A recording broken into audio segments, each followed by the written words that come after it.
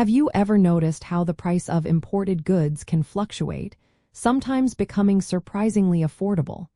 This often has to do with the strength of your country's currency in the global market. Understanding this connection is key to grasping broader economic trends. A strong exchange rate, meaning your domestic currency can buy more foreign currency, generally leads to lower domestic price levels.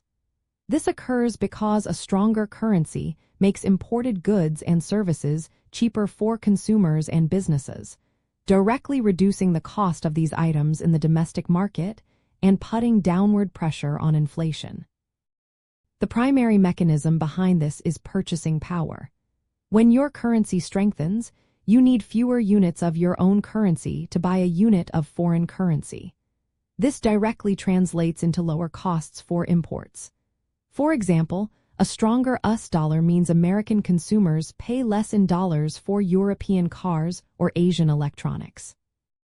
This also extends to imported raw materials and intermediate goods, which then reduces production costs for domestic businesses, allowing them to either lower prices or slow price increases. Conversely, a strong currency also makes your country's exports more expensive for foreign buyers. This can reduce demand for domestically produced goods abroad. Faced with decreased export sales, domestic producers might then reduce their prices to remain as competitive, especially in sectors that rely heavily on international trade. This indirect effect further contributes to overall lower price levels within the economy. Economists often refer to this phenomenon as an exchange rate pass-through. This term describes how changes in the exchange rate are transmitted into domestic import and export prices. The degree of pass-through can vary significantly depending on factors like market competition, product differentiation, and pricing strategies of firms. For instance, in highly competitive markets with many substitutes, businesses are more likely to pass through cost savings from a stronger currency to consumers in the form of lower prices.